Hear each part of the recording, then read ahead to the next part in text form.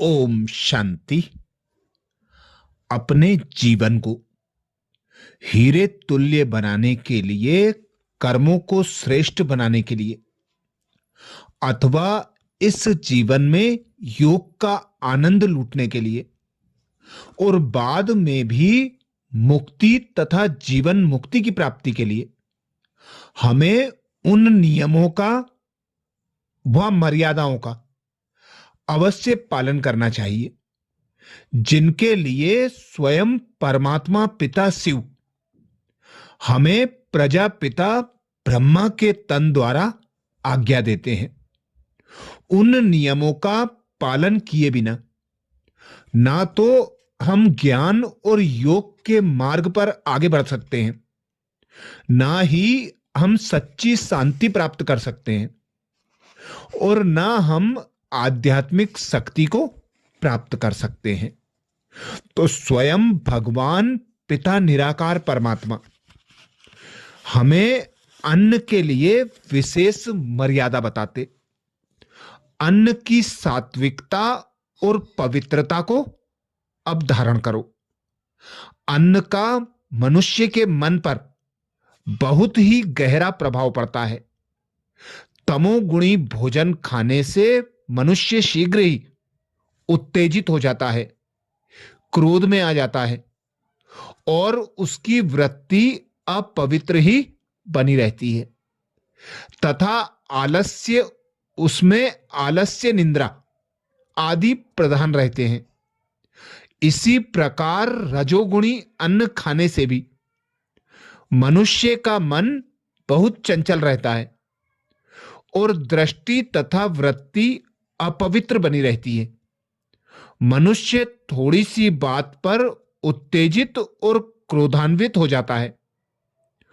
उसकी निर्णय शक्ति उचित तथा अनुचित में अथवा धर्म तथा अधर्म में ठीक रीति से भेद नहीं कर पाती, अर्थात निर्णय नहीं ले पाती। जिस मनुष्य का आहार सतोगुणी ना हो, वह ना तो काम क्रोध आदि विकारों पर पूर्ण विजय पा सकता है और ना ही योग में उच्च स्थिति को प्राप्त कर सकता है। अतः यदि हमें ईश्वरीय स्मृति का आनंद प्राप्त करने की इच्छा है, यदि हम भोगी से योगी बनना चाहते हैं और यदि कर्मेंद्रियों तथा विकारों पर विजय प्राप्त करना चाहते हैं, तो हमें अपने आहार पर अर्थात भोजन पर अवश्य ध्यान देना चाहिए। हमारा आहार अर्थात भोजन सामग्री पवित्र धन द्वारा इकट्ठा किया गया होना चाहिए और उसमें वही पदार्थ होने चाहिए जो कि देवताओं के मंदिर में देवताओं के लिए भोग में रखे जाते हैं।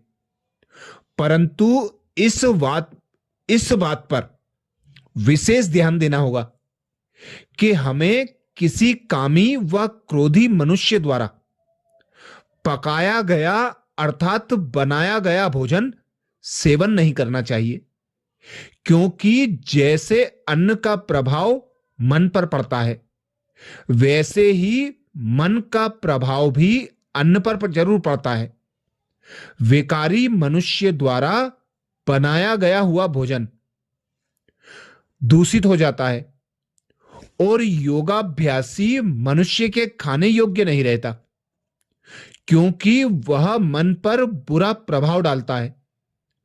अतः हमें चाहिए कि जो व्यक्ति ब्रह्मचर्य व्रत का पालन करता है और परम पिता परमात्मा की स्मृति का अभ्यास करता है, उसके ही हाथों से बना हुआ भोजन हम ग्रहण करें, ताकि वह हमारे आध्यात्मिक पुरुषार्थ में सहायक हो, हमारे मन और बुद्धि को पवित्रता की शक्ति दे।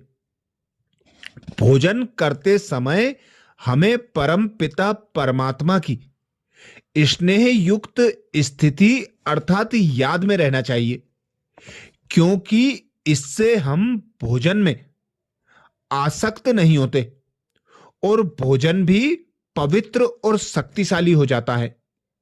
तो ऐसे पवित्र और शक्तिशाली सात्विक भोजन की बाप दादा मर्यादा बताते हैं।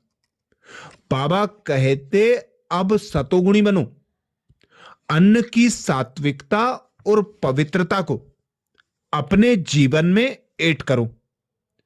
भोजन बनाते व खाते समय एक परमात्मा की याद की लगन में मगन रहो।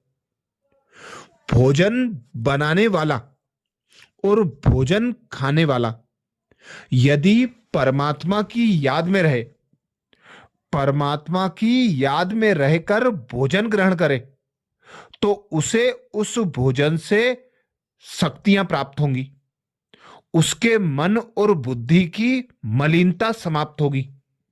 मन और बुद्धि पवित्र, शक्तिशाली, शांत और शीतल बनेंगे, जिससे वह योग का आनंद भी उठा सकता है और परमात्म ज्ञान को धारण भी कर सकता है।